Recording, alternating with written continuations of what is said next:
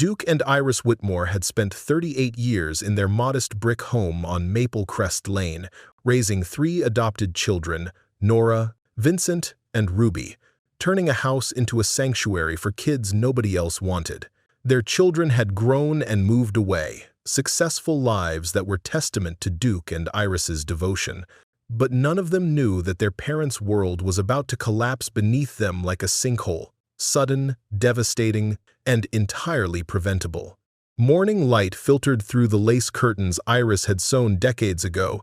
It was 6 a.m., the same time Iris had awakened for nearly 50 years, first as a mother, getting children ready for school, then as a volunteer at the community library, and now as caregiver to her husband. She moved with the quiet efficiency, sorting 7 different pills into Duke's medication organizer, checking expiration dates with a magnifying glass. From the bedroom came the sound of Duke's alarm, a concession to his pride. Though Iris was always up before him, they maintained the fiction that he woke independently, a small dignity preserved. "Good morning," Iris called, filling the electric kettle. "Sleep well?" Duke wheeled himself into the kitchen, his right hand curled slightly against the armrest, a permanent souvenir of his stroke. "Like a baby," he lied, offering a smile that couldn't quite mask the shadows under his eyes. Iris placed his pills beside a glass of water and a bowl of oatmeal sprinkled with brown sugar, just the way he liked it. "Your crossword's on the table," she said, nodding toward the newspaper folded precisely to the puzzle page. 7 letters, Duke said, already studying the clues. Loyalty. Perfect. He penciled it in carefully, his stroke-weakened hand making the task laborious but possible. Iris turned away, blinking back sudden tears. Duke didn't see the envelope she slid beneath a cookbook, the 3rd notice from the property management company, the one marked Final. The phone rang at precisely 8 a.m., Nora calling. "Hi, Mom. How's Dad today?" Nora's voice carried the background noise of Seattle traffic. "Oh, he's fine, sweetheart. Just fine. Working his puzzles." Iris's voice was bright, practiced. "How are my grandbabies?"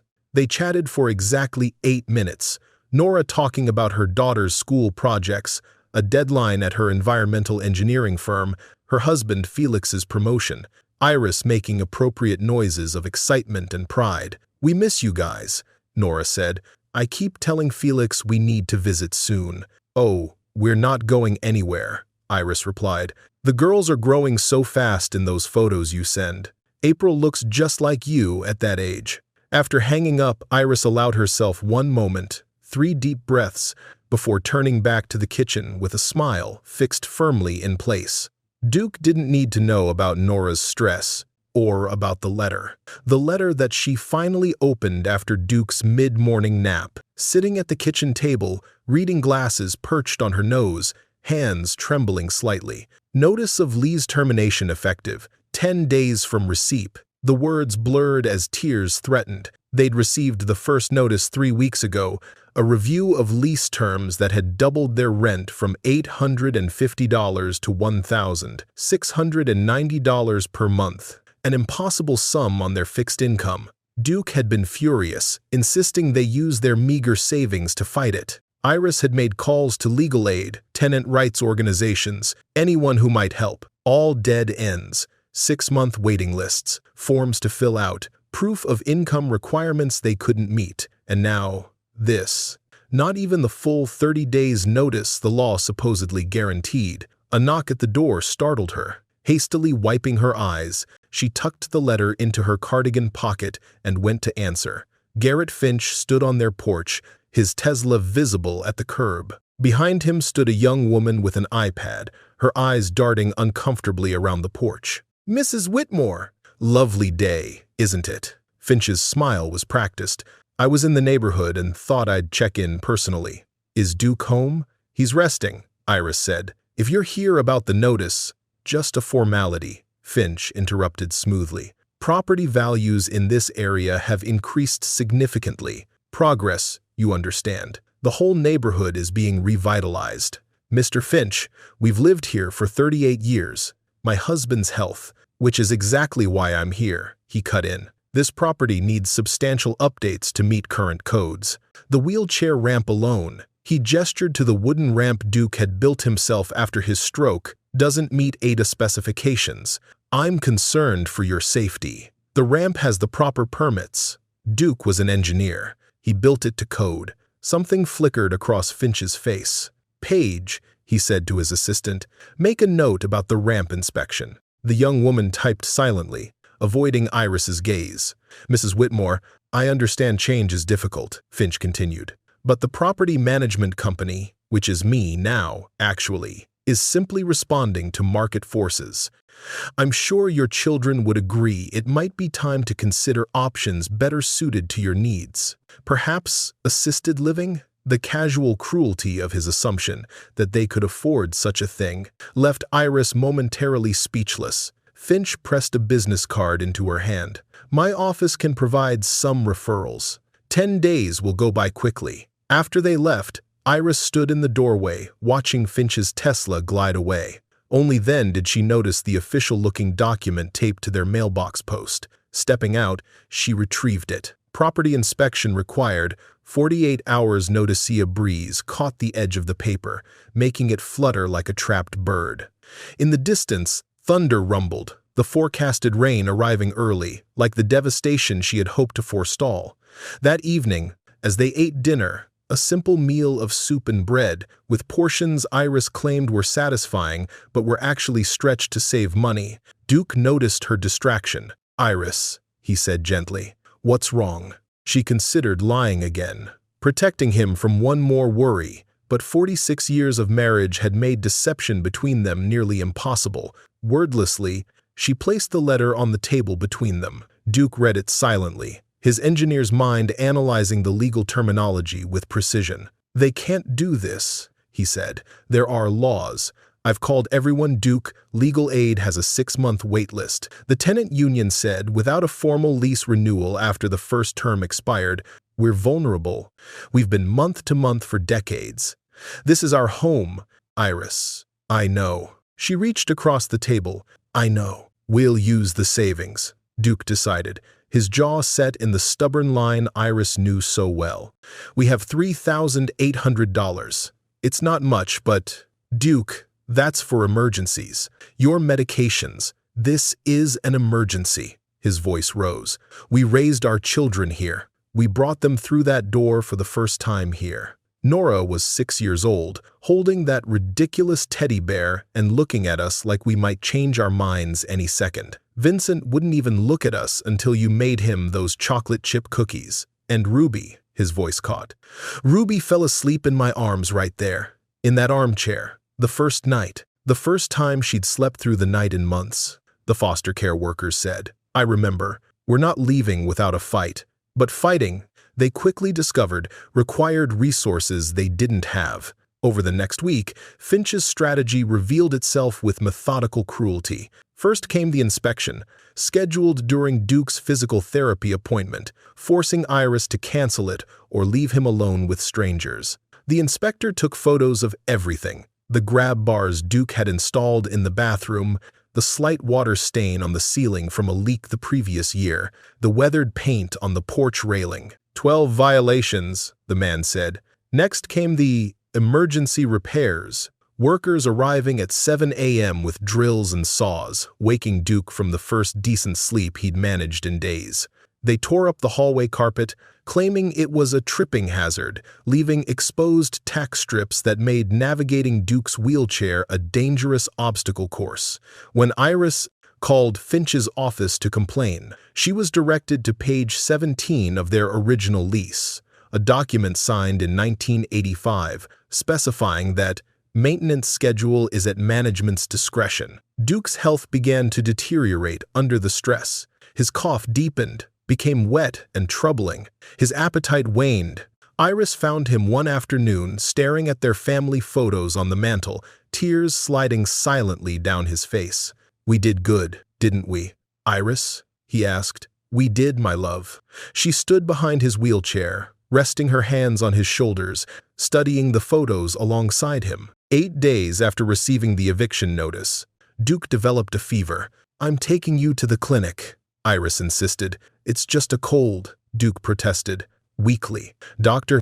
Holloway, who'd been treating Duke since before his stroke, listened to his lungs with a deepening frown. Pneumonia, he confirmed. Given his age and the stroke history, we need to be aggressive. These antibiotics, twice daily. And he needs rest, Iris. Complete rest. No stress. The prescriptions cost $127. Their medication budget for the month was already depleted. That night, Duke's fever spiked to 102 degrees Fahrenheit. Iris sat beside their bed, applying cold compresses to his forehead, monitoring his breathing, checking his pulse. Around 2 a.m., he became delirious, calling out for his mother, for his sister Margaret, both long dead. "I'm here, love," Iris whispered, stroking his hand. "The bridge," Duke murmured, eyes unfocused. "The calculations are wrong. The weight load, the supports." Iris recognized his engineering anxiety dreams, the ones that had plagued him throughout his career, fear of a mistake that might cost lives. "Shh," she soothed. "The bridge is fine. You checked everything. It's perfect." By morning, the fever had subsided slightly, but Duke was alarmingly weak. Iris called Dr. Holloway again. "He should be hospitalized," the doctor said bluntly. "We can't." The words caught in her throat. "Iris, if this is about money, it's everything," she admitted. "We're being evicted tomorrow. We have nowhere to go. Come to the clinic. I'll see what I can do." But there was little he could do beyond providing samples of antibiotics and adjusting Duke's medication. "He needs IV treatment, Iris, and monitoring. I was a candy striper at Mercy Hospital in 1972, she said with a weak attempt at humor. "I'll monitor him. At least let me call social services. There are programs. That takes weeks to process." "We don't have weeks." Iris straightened her shoulders. Their final day in the home arrived with appropriate dramatic flair. Dark clouds and a steady rain that seemed determined to make moving as difficult as possible. Duke had watched, drifting in and out of consciousness, occasionally offering suggestions in a voice weakened by illness. "The photo albums," he'd murmur. "Don't forget the children's drawings." Iris had sold what she could, her mother's china, Duke's engineering tools, a small collection of silver dollars Duke had inherited from his father, the total $210. Enough for perhaps 2 nights in the cheapest motel if they could find one that would accept cash without a credit card for incidentals. At precisely 10 a.m., a knock at the door announced Finch's property manager, not Finch himself. The man stood awkwardly on the porch, clipboard in hand, clearly uncomfortable with his assigned task but unwilling to question it. "Mrs. Whitmore, I'm here to—" "We're leaving," Iris interrupted. "We just need a little more time to get my husband in the car." The man glanced at Duke, pale and wheezing in his wheelchair. Something like shame flickered across his face. "I can give you an hour," he said quietly. Mrs. Cale from next door appeared as Iris was trying to navigate Duke's wheelchair down the porch steps. The ramp had mysteriously been dismantled overnight, the wood stacked neatly beside the house. "Iris, what on earth is happening?" The elderly widow hurried over, still wearing her housecoat. "We're moving, Helen," Iris said simply. Mrs. Cale took one look at Duke, at the garbage bags piled haphazardly in the trunk of their ancient Honda Accord, and understood immediately. Finch. She spat the name like a curse. "He did the same to the Richardsons last month. Where will you go?" "We have a place," Iris lied. "Duke's brother in Cincinnati." Duke had no brother. Cincinnati was chosen at random. But the fiction allowed Iris to accept Mrs. Cale's hurried gift of sandwiches and a thermos of soup without completely shattering her fragile composure. 12 minutes before their hour was up, Iris managed to help Duke into the passenger seat. His oxygen tank took up most of the back seat, along with their hastily packed belongings. Their life reduced to what would fit in a 1998 Honda with 187,000 miles on the odometer. As Iris pulled away from the curb, she glanced in the rearview mirror. Duke didn't turn around. He kept his gaze fixed forward, his dignity the only possession he refused to relinquish. "Where are we really going?" he asked. Iris tightened her grip on the steering wheel. "I thought the Sunrise Motel might take cash for a night or two until we figure things out." but the Sunrise Motel required a credit card for incidentals, as did the Valley Inn and the Budget Lodge. By nightfall, they were parked in a grocery store lot, the rain beating a relentless tattoo on the roof of the car. Duke's breathing had taken on a concerning rattle. Iris reclined his seat as far as it would go, not nearly far enough for comfort, and covered him with their only blanket. "Try to sleep," she urged, smoothing his thinning hair back from his forehead. But morning brought only a security guard tapping on the window, informing them they couldn't stay. They drove to another parking lot, then another. Duke grew weaker. The car's battery, originally from 1998, finally surrendered, leaving them stranded in the back corner of an abandoned shopping center.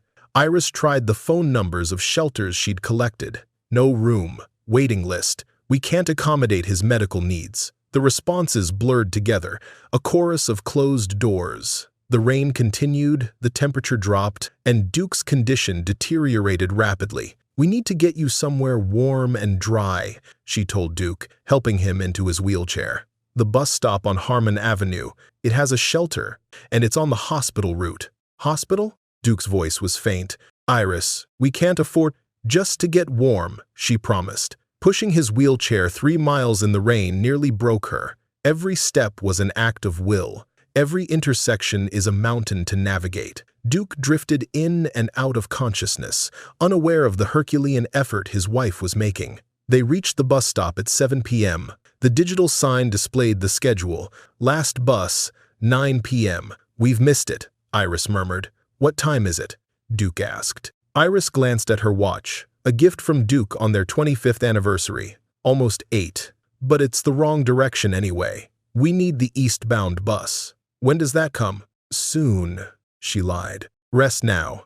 Hours passed. Occasional pedestrians hurried by, heads bent against the rain, glancing curiously at the elderly couple, but never stopping. A young man paused long enough to film them with his phone before continuing on his way. A businessman crossed to the other side of the street to avoid them entirely. Around 10 p.m., a man approached, weather-beaten, 60s, himself visibly unhoused. "Got a cigarette?" he asked, then actually looked at them. His expression changed from hopeful to concerned. "Jesus, how long have you been out here?" 3 days, Iris admitted. The man, Dennis, he eventually introduced himself as, sat on the far end of the bench. "You got kids?" 3, all grown. Iris found herself telling this stranger more truth than she'd told anyone in weeks. They don't know where. They'd help if they knew. But they have their own lives. Pride's a hell of a thing. They sat in companionable silence for a while,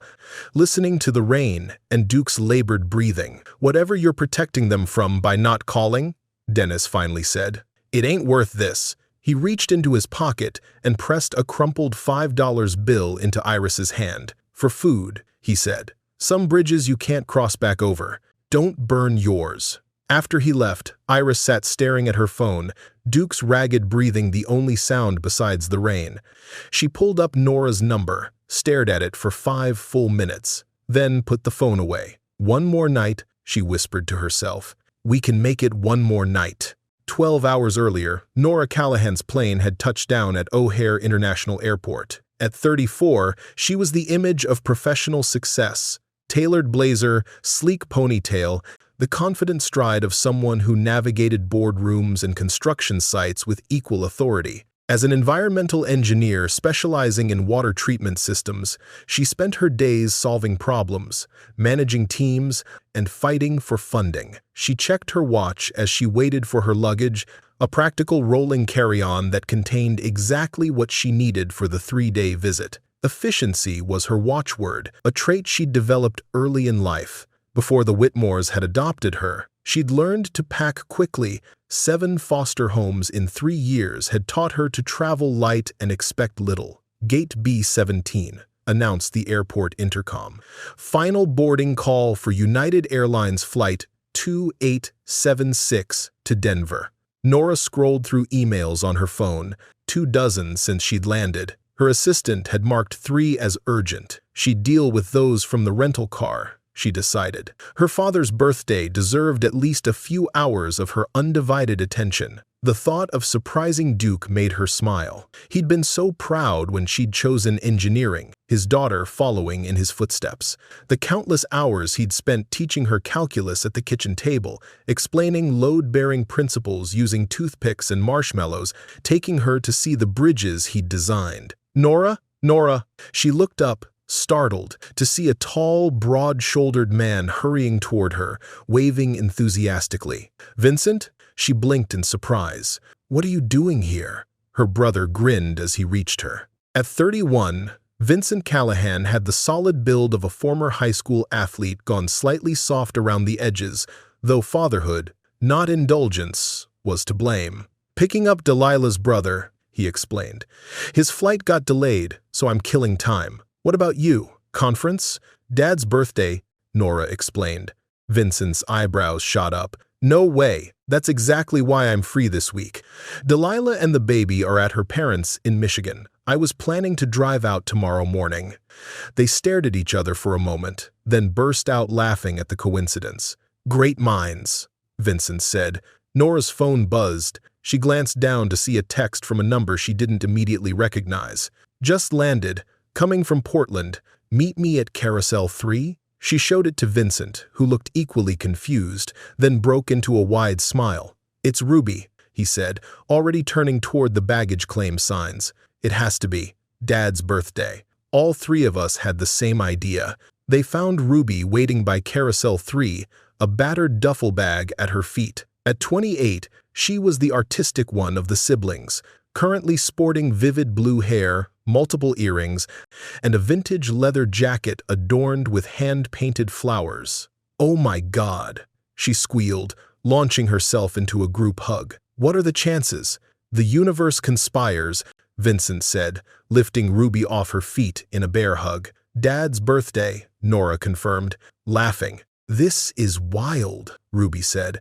I literally booked my ticket last night, maxed out my credit card, but, she shrugged, I had this feeling I needed to see them. The siblings decided to share Nora's rental car, a sensible mid-size sedan that barely accommodated their luggage, and Vincent's 6'2" frame folded into the back seat. As they navigated out of the airport complex, catching up on their lives, none of them could have imagined what awaited them at Maple Crest Lane. So, Vincent said, leaning forward between the front seats, Nora's crushing it at saving the planet.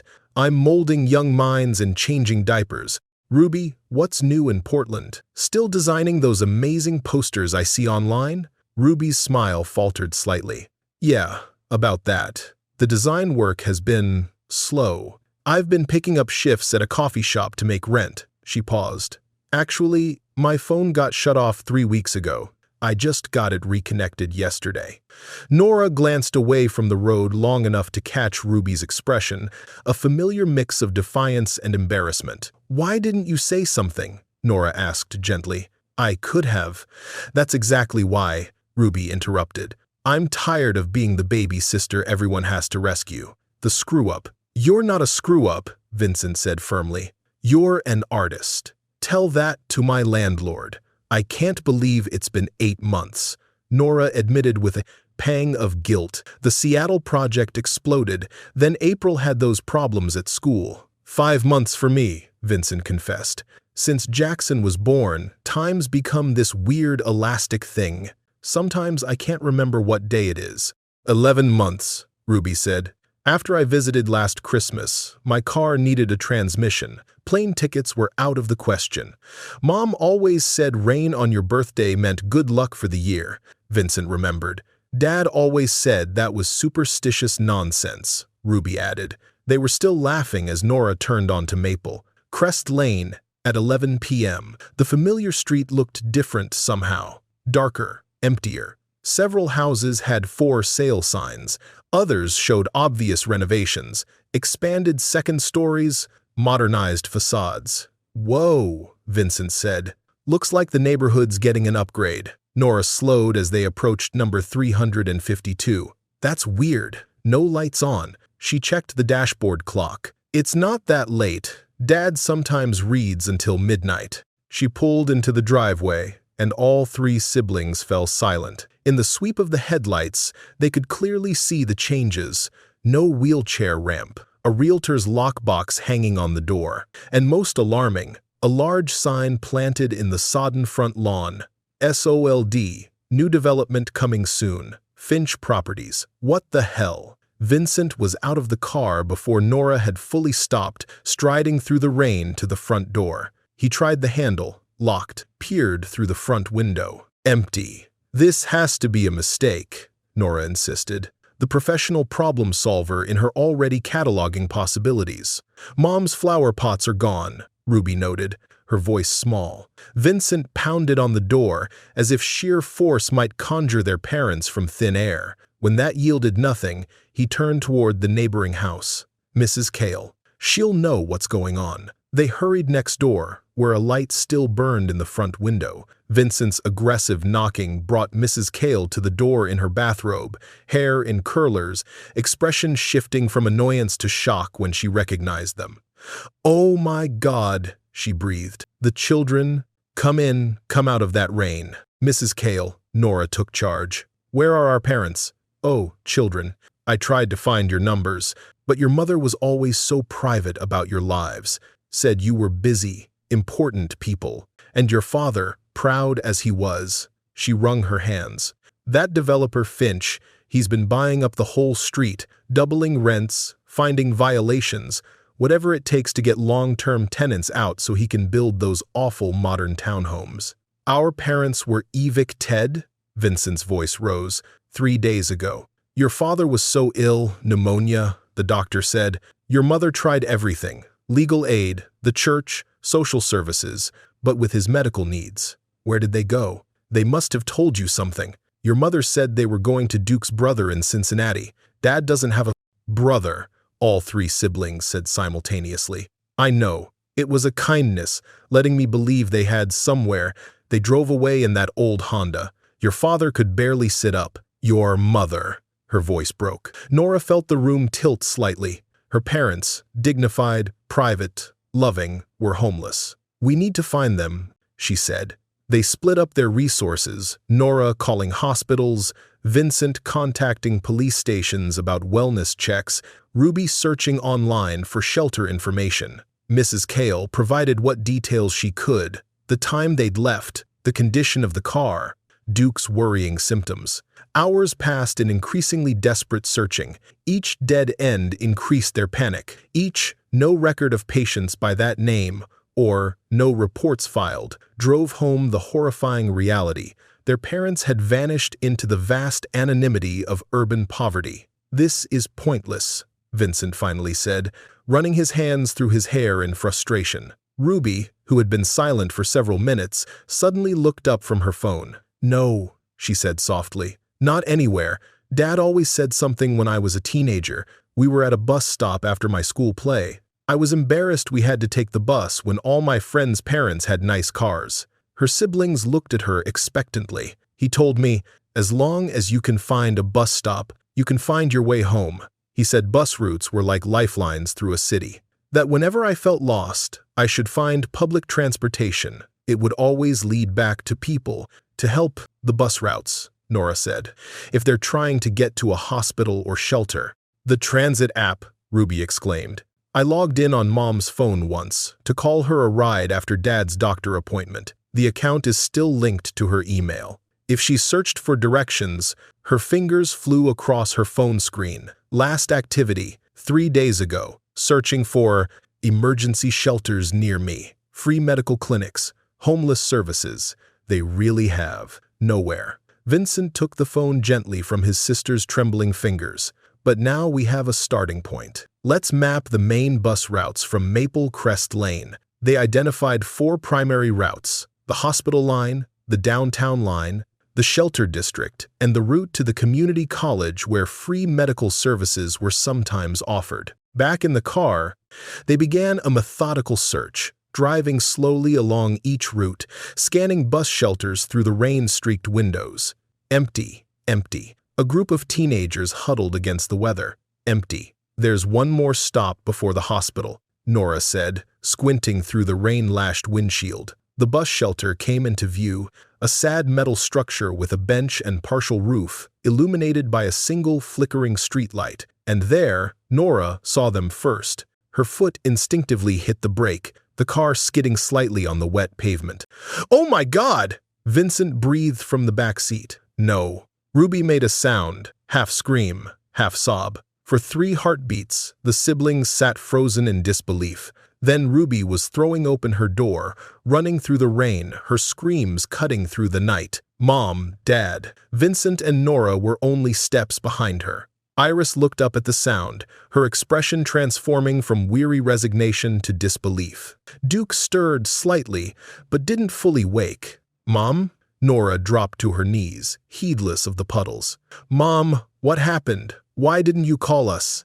Iris seemed unable to comprehend their presence. "Nora?" Her voice was hoarse, bewildered. "Vincent? Ruby?" Ruby had collapsed beside the wheelchair. "Dad? Dad, can you hear me? Oh, God, he's burning up." Vincent was already on his phone, pacing in tight circles as he called 911.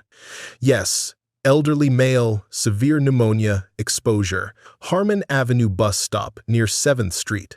Yes, we'll stay with him. Please hurry." Iris's composure finally broke. She sagged against Nora, her body racked with violent shivers. "You have your own lives," she whispered. "You were happy. I couldn't burden you. We're your children."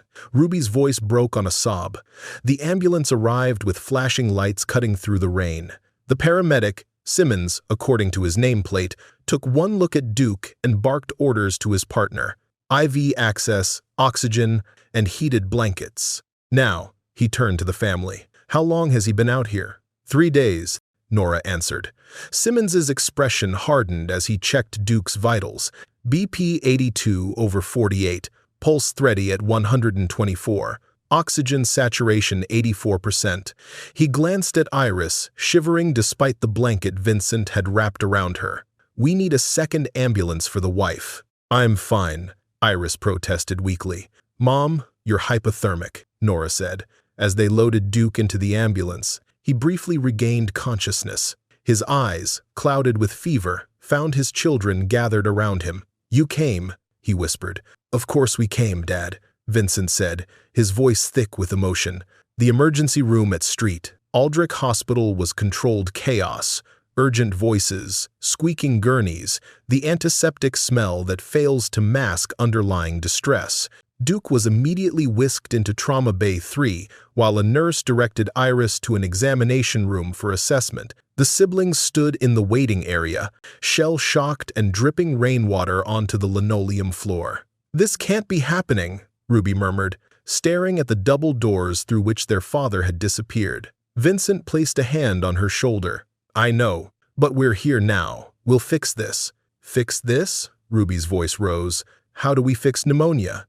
How do we fix 3 days of exposure? How do we fix the fact that our parents were home LS while we were living our comfortable lives?" "Ruby," Nora's tone held a warning. "This isn't helping Dad." A doctor emerged from the trauma bay. Dr. Rashida Evans, according to her badge, a woman in her 40s with a no-nonsense demeanor softened by compassionate eyes. "Are you from the Whitmore family?" she asked, approaching them. "Yes." Nora stepped forward. "I'm Nora Callahan. These are my siblings, Vincent and Ruby. How's our father?" "Your father is critically ill. The pneumonia has progressed to both lungs, combined with his pre-existing conditions from the stroke, the hypothermia, and severe dehydration." She paused. "Will he?" Vincent couldn't bring himself to finish the question. "The next 24 hours are critical," Dr. Evans answered. "We're starting him on aggressive IV antibiotics, supplemental oxygen, and fluids. His body temperature was 95.2 degrees Fahrenheit when he arrived, significantly hypothermic. We're working to warm him gradually to avoid shock. Can we see him once we have him stabilized in the ICU? Right now, the team needs space to work." Dr. Evans's expression softened further. "Your mother is being assessed, but her condition appears less critical. Dehydration, exhaustion, early hypothermia. She's asking for you." They found Iris in a curtained examination area, sitting on the edge of a bed while a nurse took her blood pressure. She looked small and frail in the hospital gown, her wet clothes piled in a plastic bag on a chair. When she saw her children, She tried to smile. The same brave, reassuring smile they'd seen their entire lives. The one that said everything was fine, even when it wasn't. "Mom," Nora crossed to her immediately. "What happened?" "Start from the beginning." Iris looked down at their joined hands, her own weathered and lined, Nora's strong and capable. For a moment, she seemed lost in the contrast. Then she began to speak, her voice gaining strength as the story unfolded. The letters from the property management company, the sudden change in ownership, the harassment campaign orchestrated by Garrett Finch, the doubled rent they couldn't possibly afford, the court hearing they never knew about because the notice was deliberately sent to a non-existent unit, Duke's collapse, the desperate phone calls to shelters, the 3 nights in their car until the battery died, the bus stop. "I tried to call," she whispered, "but Nora, you were working. Vincent, Delilah was in labor. Ruby, your phone was disconnected. I thought I could handle it. You raised us to ask for help, to lean on family. Why couldn't you do that? Because you were my children. I was supposed to take care of you, not the other way around. We're not children anymore." Vincent's voice broke. "We're adults. We're your family. That goes both ways," Nora spoke at last. "When I was 6 years old, you found me in my 7th foster home. I'd wet the bed again, and the foster parents were going to send me back. You held me while I cried and told me that family means showing up for each other in the mess. You said, 'We don't love you in spite of your struggles. We love you through them.' Do you remember that?" Iris nodded, tears streaming. "Then why," Nora continued, "didn't you think we deserved the same chance?" Before Iris could answer, a nurse appeared at the curtain. "Mrs. Whitmore, your husband is being moved to the ICU. Doctor, Evans thought you'd want to know." The ICU was a different world. Hushed voices, rhythmic beeping, the soft whoosh of ventilators. A nurse allowed them in 2 at a time. Iris refused to leave his side, so the siblings took turns joining her. Vincent sat with them first, holding his father's hand, the hand that had taught him to throw a baseball, to change a tire, to tie a necktie for his first job interview, the hand that had signed adoption papers, making Vincent a Whitmore after 7 foster homes had labeled him difficult and behaviorally challenged. "Remember when I got suspended in 8th grade?" Vincent said, "for fighting. Everyone assumed I started it because of my history. But you never doubted me, Dad. You listened. You believed me when I said Jason Cooper had been bullying the younger kids. And when the principal tried to say I had anger management issues, you stood up and said, 'My son has a finely tuned sense of justice.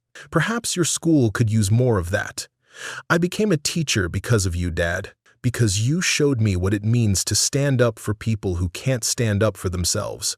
Nora's turn came next. She sat beside her father, studying the monitors with the analytical mind he'd helped cultivate in her. Pulse, 118, too fast. Blood pressure, 90/60, too low. Oxygen saturation, 92% on ventilator support. Temperature, 99.8 degrees Fahrenheit, the fever breaking. "Dad," she began, "I should have known something was wrong. Mom always calls on Tuesdays and Fridays, 8 a.m. sharp. 3 weeks ago, she missed a Tuesday. She called Wednesday instead and said they'd had a plumber visit. I never questioned it." She ran her fingers lightly over the IV in his arm. "I solve problems for a living. I manage multi-million-dollar projects. I coordinate teams across 3 countries. And I couldn't see that my own parents were in crisis. We didn't want you to see." Ruby's turn was the hardest. She entered the ICU room clutching her battered sketchbook, the one Duke had given her for her 18th birthday, inscribed, "For my artist, who sees the world as it could be." She sat beside him, opened to a blank page, and began to sketch, her fingers flying across the paper, capturing his face, the machines, the room. Drawing had always been how Ruby processed emotion. Duke had understood that when no one else did. "You used to let me draw on your engineering blueprints," she said as she worked, "on the back, in the margins. Mom would get so mad. Those are official documents, Duke, but you always said, art and engineering are the same language in different dialects. I've been pretending to be successful in Portland, telling you both that my design business was building slowly when really I've been making coffee and living off ramen. I couldn't bear for you to think I'd failed, that all your sacrifices weren't worth it." She looked up at Iris, tears spilling. "And now I find out you were going through hell, and I wasn't there. Because I was too proud to admit I needed help too." Throughout the night, they maintained their vigil, Iris refusing to leave even when the nurses brought her a wheelchair and suggested she rest in her own room. The siblings took turns getting coffee, making necessary phone calls, and checking in with the doctors. At 2 a.m., the crisis came. Duke's heart monitor suddenly wailed, a sustained tone that brought nurses and doctors running. "Code Blue, ICU Room 4, announced a calm voice over the intercom. The siblings were ushered into the hallway as the medical team swarmed around Duke's bed. Through the glass, they watched in helpless horror as a doctor began chest compressions. 1 minute, 2 minutes.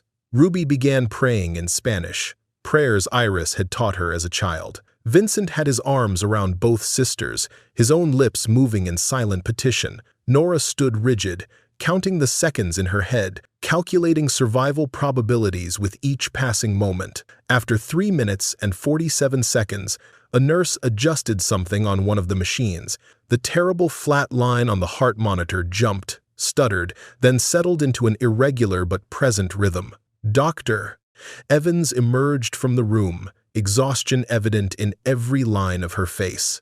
"He's back," she said simply. "We've stabilized him for now." Dawn broke over the hospital with the muted pastels of a watercolor painting, soft pinks and golds touching the eastern sky, visible through the ICU windows.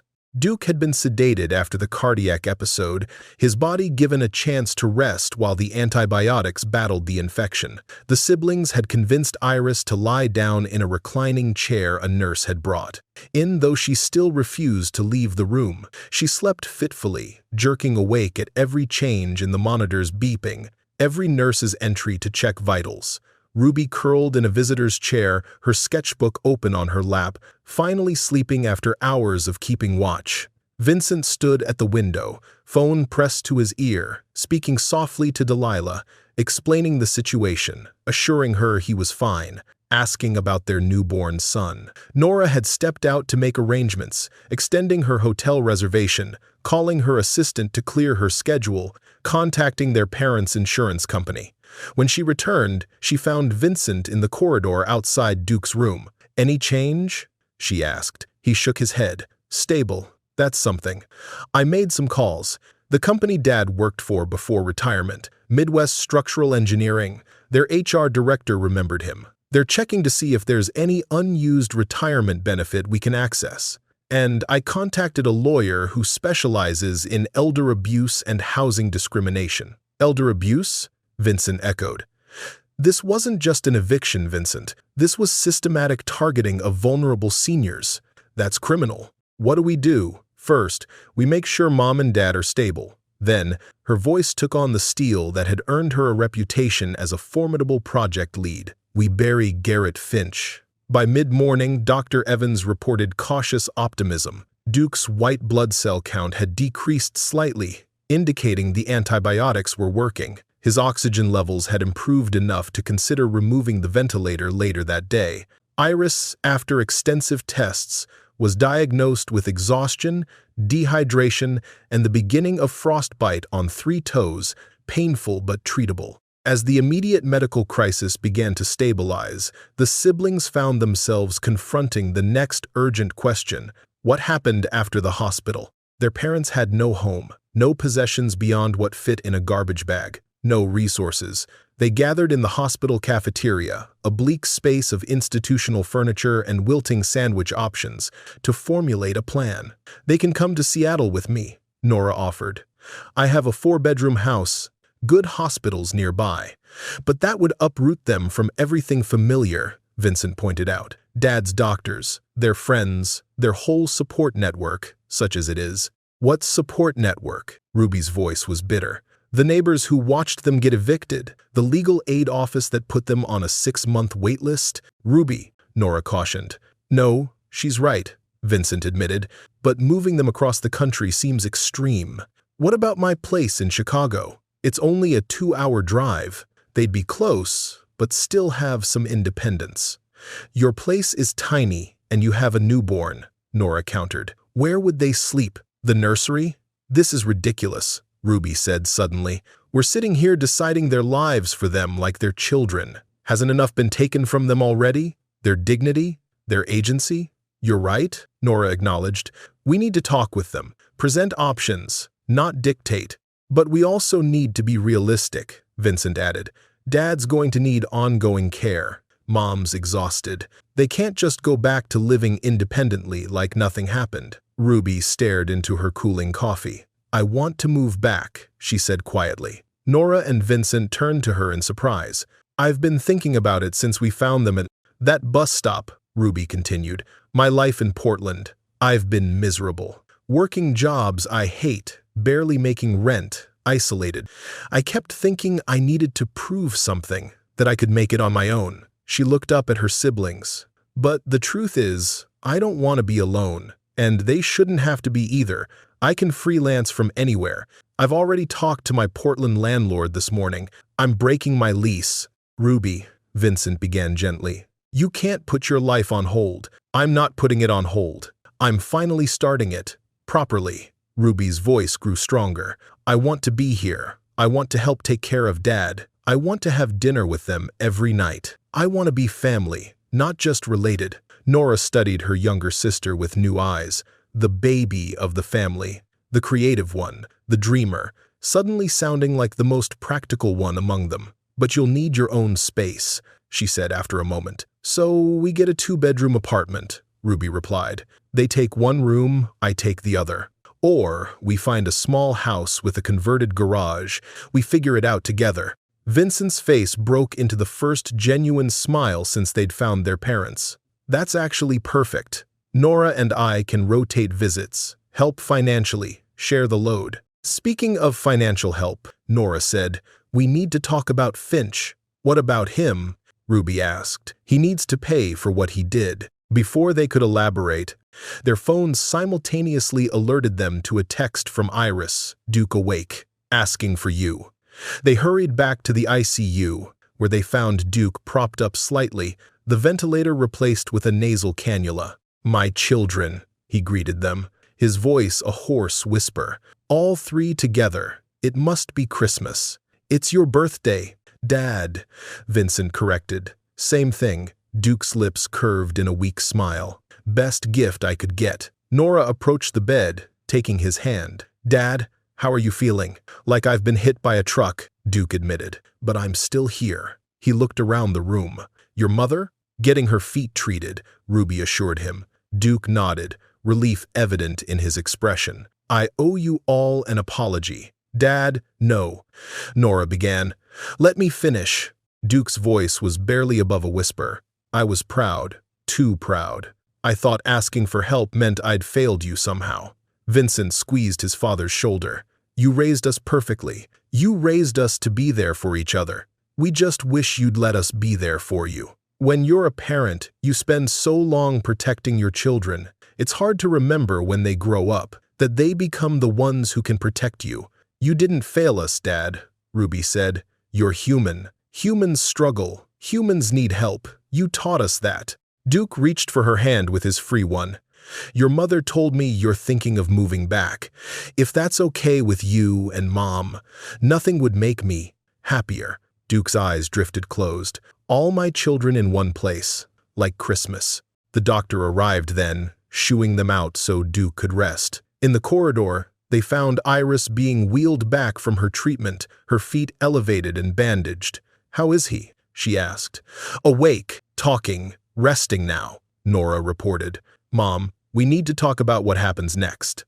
The nurse pushing Iris's wheelchair looked between them. There's a family consultation room available if you'd like some privacy. In the small room with its institutional furniture and pastoral artwork, they outlined the options they'd discussed. Iris listened silently, her hands folded in her lap, her face revealing nothing. When they finished, she finally spoke. Ruby, are you sure about moving back? You worked so hard to build your life in Portland.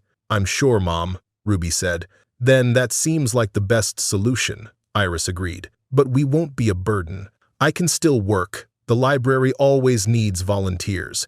And once Duke's stronger— Mom, Vincent interrupted. Let's focus on getting Dad well first. Then we'll figure out the rest. There's one more thing we need to discuss, Nora said. Garrett Finch. What about him? What he did wasn't just unethical. It was illegal. Nora's voice took on the precision of someone laying out a case. The falsified notices, the harassment, the deliberate targeting of vulnerable seniors. We're going to make sure he faces consequences. No, Duke's voice came from the doorway, where a nurse had wheeled him in. Dad, Ruby hurried to his side. You should be resting. I've done nothing but rest for days, he replied. And I'll rest better knowing you're not wasting energy on vengeance. It's not vengeance, Nora argued. It's justice. What he did to you could have killed you. Duke shook his head slightly. What happens if you win? Money? We don't need money. We need peace. What about the next elderly couple he targets? Vincent challenged. The next vulnerable family he throws onto the street? Without consequence, he'll keep doing this. Duke was silent for a moment, considering. That's different. He finally conceded. Protecting others. That I understand. The nurse who had brought Duke cleared her throat. I don't mean to interrupt, but Dr. Evans wanted me to remind you that Mr. Whitmore needs to limit exertion. Of course, Iris said. Duke, you should go back to your room. As the nurse prepared to wheel him out, Duke reached for Nora's hand. If you go after him, he said, do it because it's right, not because you're angry. After Duke had been taken back to his room, the family consultation continued with renewed purpose. They would pursue action against Finch, but carefully, legally, and with their parents' dignity intact. The offices of Finch Properties occupied the 15th floor of a sleek downtown high-rise, all glass and chrome and calculated intimidation. 3 days after finding their parents at the bus stop, Nora, Vincent, and Ruby stood in the reception area, a united front against wealth and indifference. Mr. Finch is in a meeting, the receptionist informed them. If you'd like to make an appointment— We don't need an appointment, Nora interrupted. She placed her business card on the desk. Nora Callahan, Senior Project Director, Pacific Northwest Environmental Engineering. Please tell Mr. Finch that Duke Whitmore's children are here to see him. He'll want to take this meeting. I'll see if he's available. While they waited, Vincent paced the reception area, studying the framed photographs of Finch's developments, modern townhomes and luxury apartments that looked soulless in their uniformity. Look at this, he said quietly. Maple Valley Residences. That's where our house was. He's already got renderings up. The receptionist returned. Mr. Finch will see you now. Down the hall, last door on the right, they found Garrett Finch behind an expansive desk of polished mahogany, his posture arranged to project casual confidence. The Whitmore children, he greeted them. What an unexpected surprise. I hope your parents are well? The calculated insincerity of the question ignited Ruby's temper. Our father nearly died, she snapped. You left them homeless in the rain. That's truly unfortunate. However, business is business. The eviction was completely legal, was it? Nora interrupted, placing a folder on his desk. We've been doing some research, Mr. Finch. Fascinating findings. Vincent closed the office door behind them. Let's talk about the court hearing our parents supposedly missed. The one where notice was sent to Unit B, a unit that doesn't exist. Administrative error. These things happen. 12 times in the past year? Nora countered. She opened the folder, removing several documents. We've been busy, Mr. Finch. We've spoken with Kendrick Bale, the photographer you hired to document so-called violations at our parents' home. He's provided a signed statement confirming you directed him to falsify reports. That's absurd, Finch scoffed. Is it? Nora placed another document before him. This is a pattern analysis from the City Housing Authority. 47 evictions in 3 years. 38 involving seniors or disabled individuals. That's a statistical anomaly that would interest any prosecutor. You can't prove intent, Finch said. Actually, we can. Vincent stepped forward. Your former assistant Paige contacted us yesterday. She kept records, Mr. Finch. Emails. Documents. your specific instructions about targeting high-value, low-resistance tenants. Your words, not hers. Paige works for me. Any documents she has are company property, confidential. Whistleblower protections supersede confidentiality agreements, Nora countered, especially when criminal activity is involved. Criminal? Finch laughed. This is business, real estate development, nothing more. Elder abuse, Ruby said. Fraud, negligent endangerment. Our father's heart stopped in the ICU, Mr. Finch. The doctor says if we'd found them 6 hours later, he would have died. That's not business. That's criminal. What do you want? Money? A settlement? We want you to answer one question, Nora said. Did you know our father was in a wheelchair when you evicted them? Silence. Did you know he had pneumonia? More silence. Did you know they had nowhere to go? Yes, he admitted without turning. I knew. You knew, Ruby repeated, her voice barely above a whisper. It's not illegal to evict someone who's disabled. No, Nora agreed. But it is illegal to do it fraudulently. And morally? You condemned 2 people who spent their lives serving others. Our father built bridges. Our mother taught children to read. They adopted 3 kids nobody wanted and raised us with nothing but love. And you threw them away like garbage.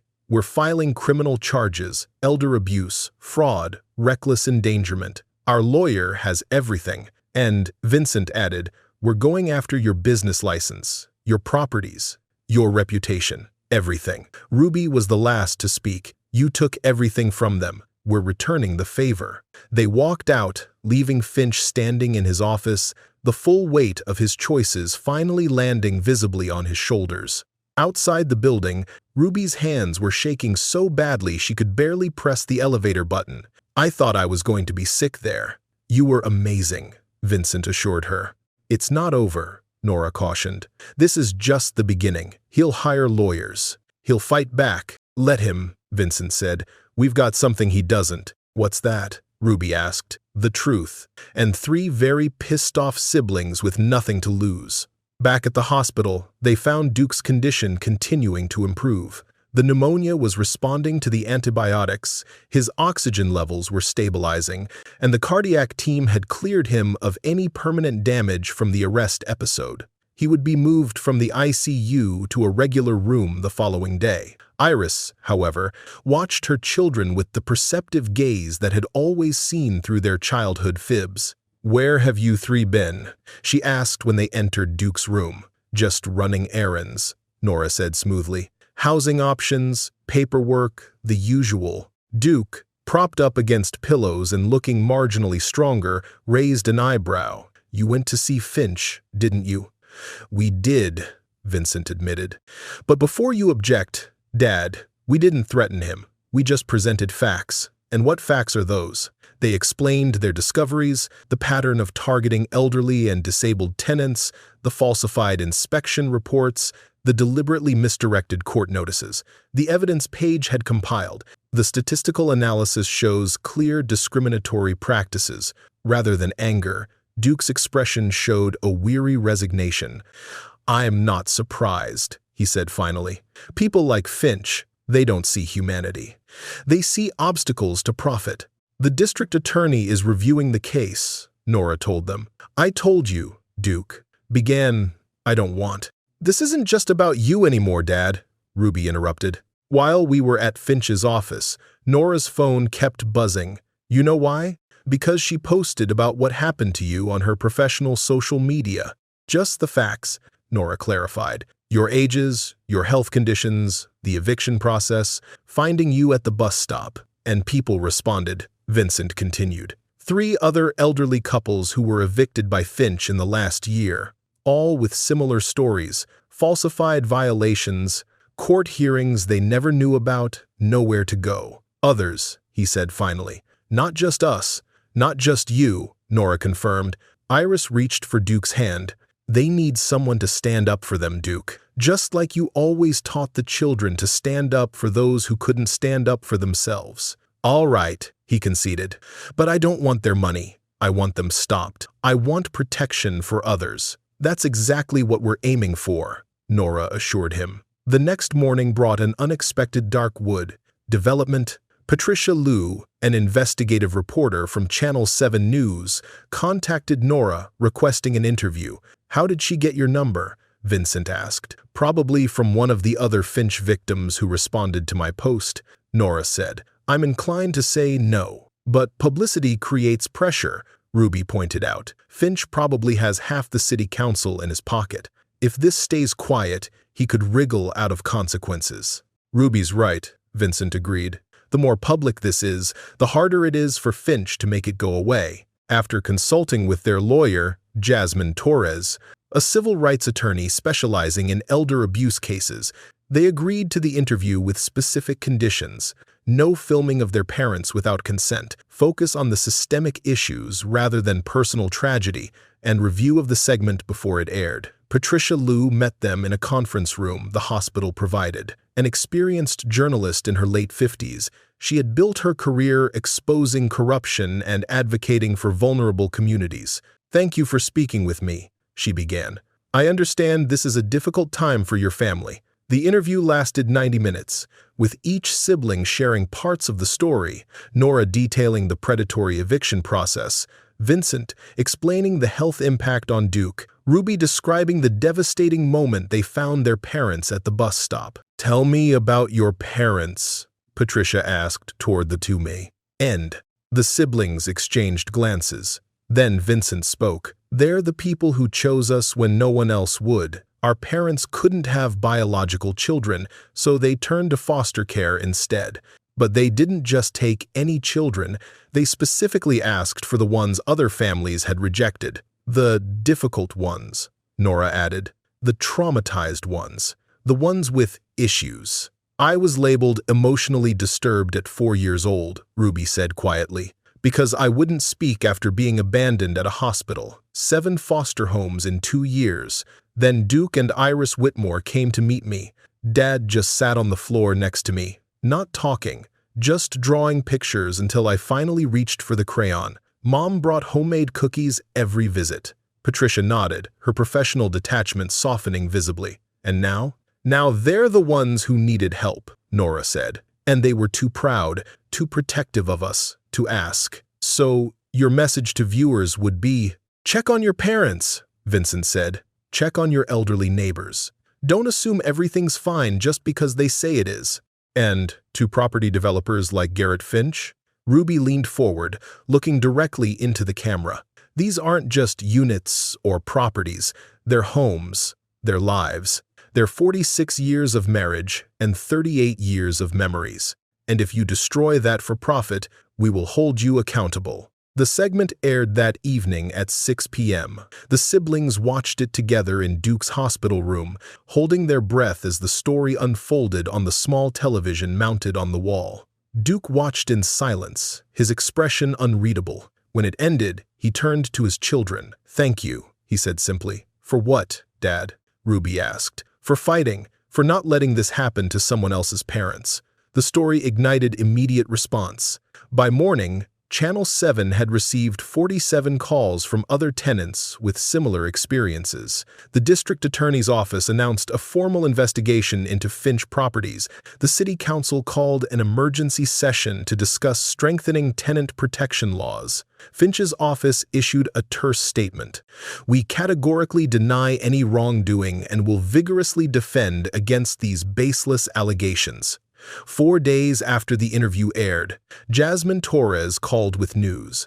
"The district attorney is filing criminal charges against Finch," she reported. "Elder abuse, fraud, and they've added racketeering because they found a pattern." "Racketeering?" Vincent echoed. "Federal charges," Jasmine confirmed.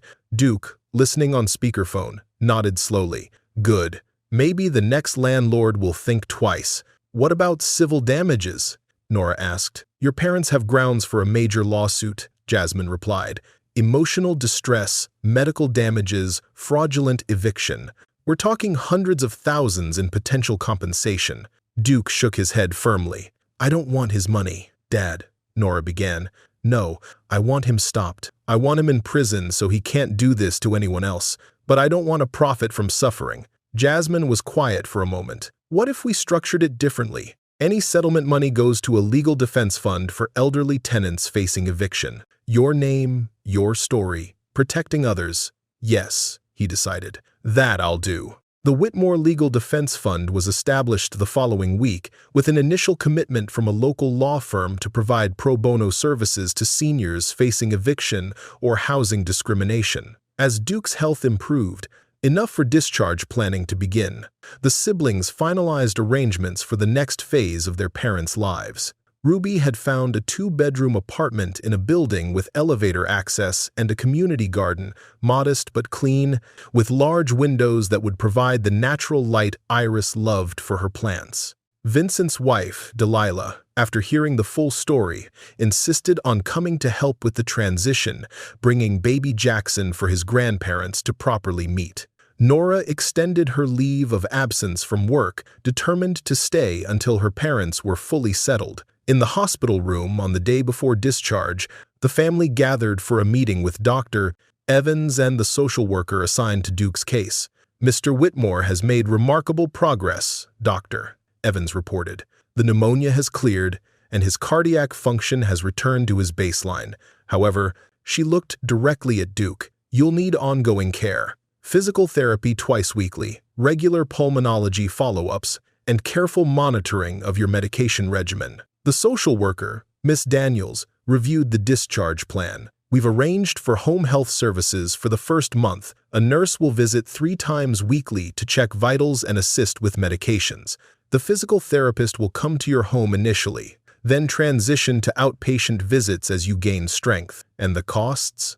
Duke asked. "Your Medicare will cover most of it," Miss Daniels assured him, "and your daughter," she nodded toward Nora, "has arranged secondary insurance coverage. I've added you both to my employer policy as dependents," Nora explained. Duke looked about to object, but Iris placed a hand on his arm. "Duke," she said quietly, "let them help, please." "All right," he conceded. "Thank you." As the meeting concluded and the medical staff departed, Duke looked around at his family, Iris beside him as always, Nora reviewing paperwork with her characteristic thoroughness, Vincent cradling his sleeping son, Ruby sketching the scene in her ever-present notebook, and Delilah arranging flowers by the window. "When I was at that bus stop," he said suddenly, his voice quiet but clear, "I thought it was the end, not just of my life, but of everything we'd built. I thought we'd failed somehow." "Dad," "No," Ruby began. "Let me finish.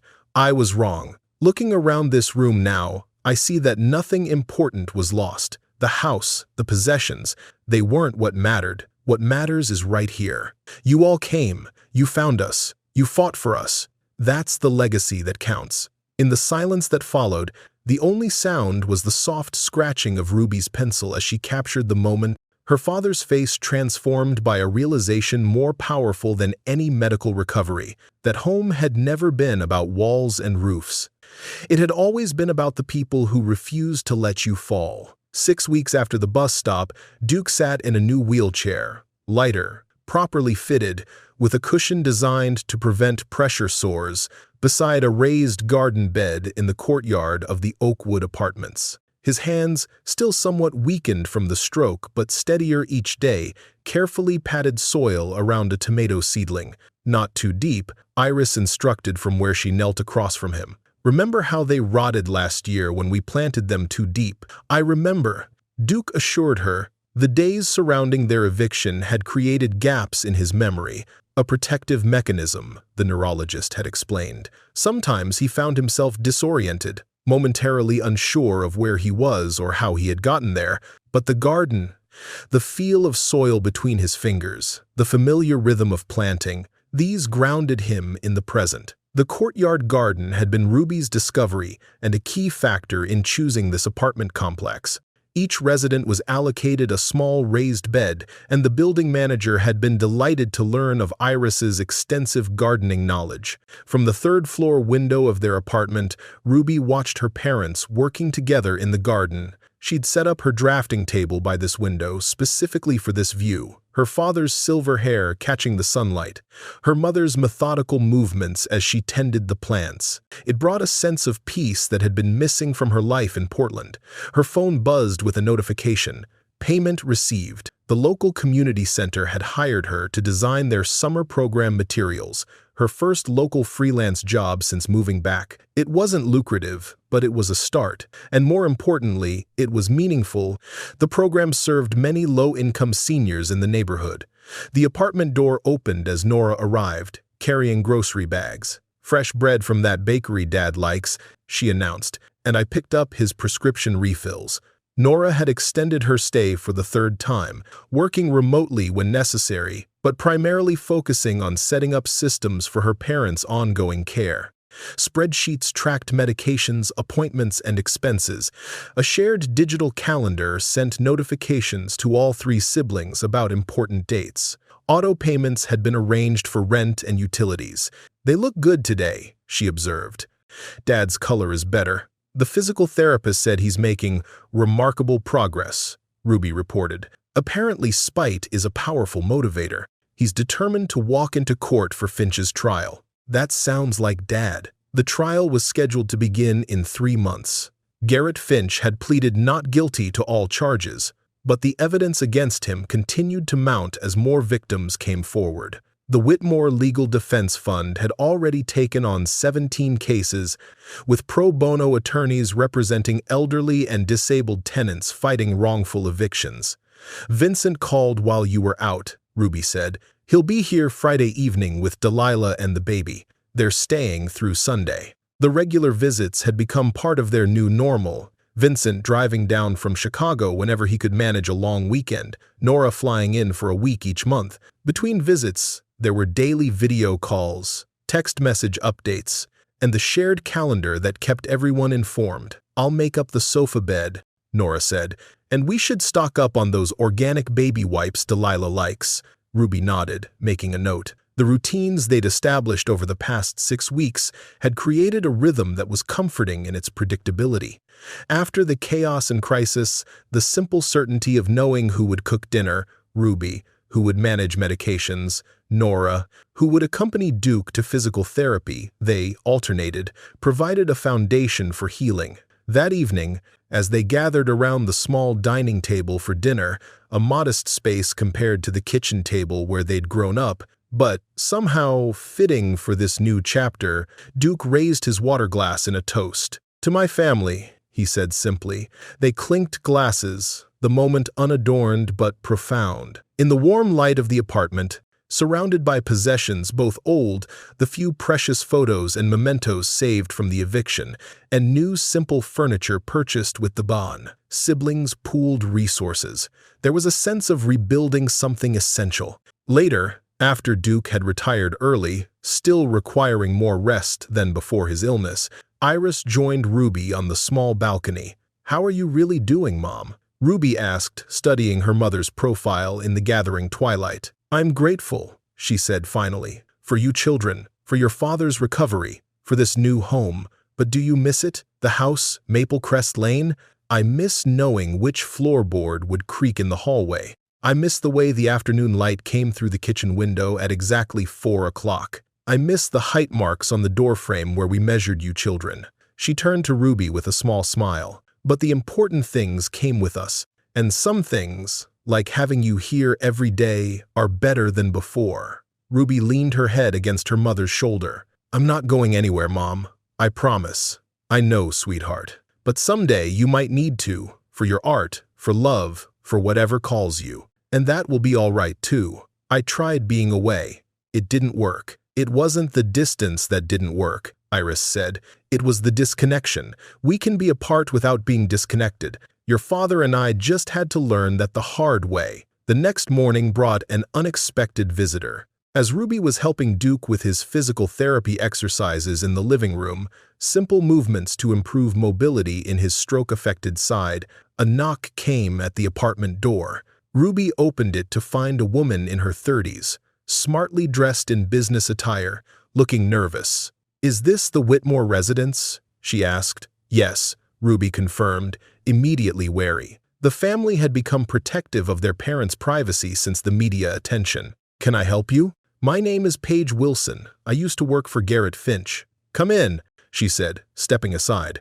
Duke looked up from his exercises. "You were with him," he said. "The day he came to our house." Paige nodded. "Yes, Mr. Whitmore, I was, and I'm here to apologize." She perched awkwardly on the edge of a chair as Ruby called Iris from the kitchen. "I should have spoken up sooner," Paige continued. "I saw what was happening, not just to you, but to dozens of others. The way he targeted elderly tenants, disabled residents, anyone he thought wouldn't fight back. Why didn't you?" Iris asked. "I needed the job.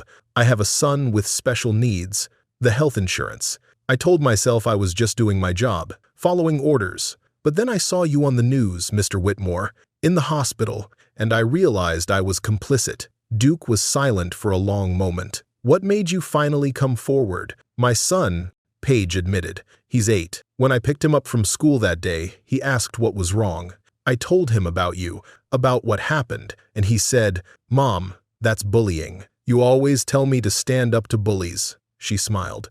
"What will you do now?" Ruby asked. "I'm not sure. Finch's company is basically radioactive. No one's hiring anyone associated with him." "The Legal Defense Fund," Duke said suddenly. "They need an administrator, someone who understands real estate, documentation, and the system." Paige looked up in surprise. "You would recommend me? After what I was a part of?" "You chose to do the right thing, even when it cost you," Duke said. The day of Garrett Finch's trial arrived with late summer heat shimmering on the courthouse steps. Duke, as he had vowed, walked into the courtroom, slowly, with the assistance of a walker and Vincent's steady hand, but under his own power. The courtroom was packed, journalists, supporters, and, most notably, other victims of Finch's predatory practices. Elderly couples, disabled individuals, single mothers who had been targeted by similar tactics. Garrett Finch sat at the defense table, diminished somehow in the formal setting of the court. His expensive suit couldn't disguise the strain of the past months.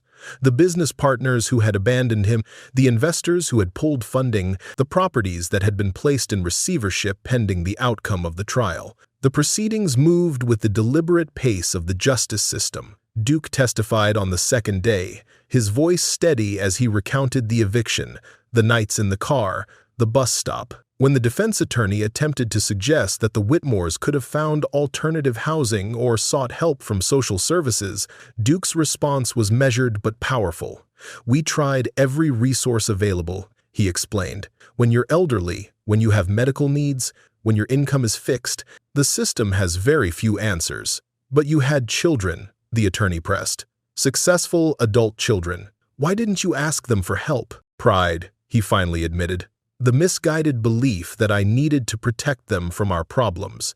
It nearly cost me my life, and it certainly cost me my dignity. I don't recommend it." The prosecution presented a devastating case. Documentation of Finch's pattern of targeting vulnerable tenants, testimony from former employees about deliberate harassment tactics, medical experts linking Duke's near-fatal pneumonia directly to exposure from homelessness. In the end, the jury deliberated for less than 6 hours before returning their verdict, guilty on all counts.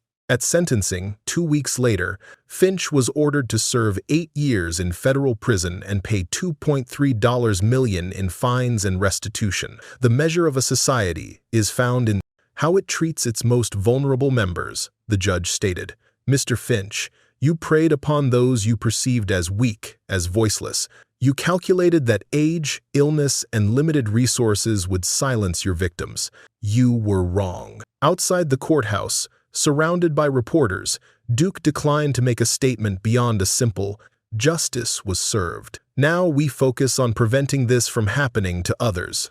The Whitmore Legal Defense Fund received the bulk of Finch's restitution payment, $1.8 million, to provide legal representation for elderly and disabled tenants facing eviction or housing discrimination. Paige Wilson was hired as the fund's first full-time administrator, her knowledge of real estate practices proving invaluable in identifying predatory landlords. Duke's 73rd birthday, properly celebrated this time, became a multi-generational gathering in the courtyard garden of the Oakwood Apartments.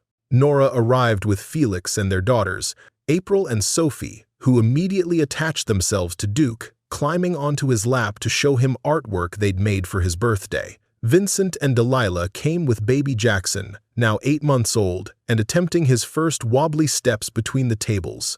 Ruby had invited Simone, a graphic designer she'd met at the community center, whose gentle humor and artistic eye had captured her interest. Neighbors joined the celebration. Mrs. Kale from Maple Crest Lane had come bearing her famous lemon bars. Mr. Rashid from the corner store brought samosas, and several residents from Oakwood stopped by with cards and well wishes. Most surprising was the arrival of Dennis, the homeless man who had given Iris his last $5 at the bus stop. Ruby had spent weeks searching for him, finally locating him through a downtown shelter. "Mint," he explained awkwardly to Duke. "It'll take over if you let it. Stubborn. Remind me of you two."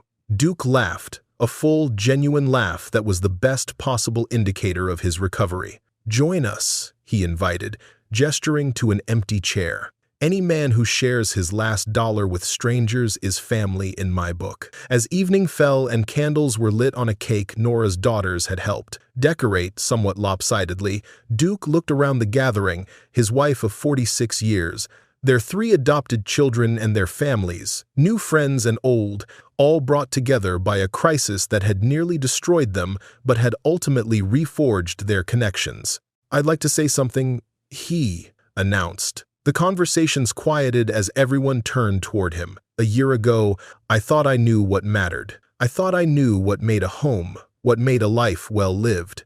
I was partly right. Family matters.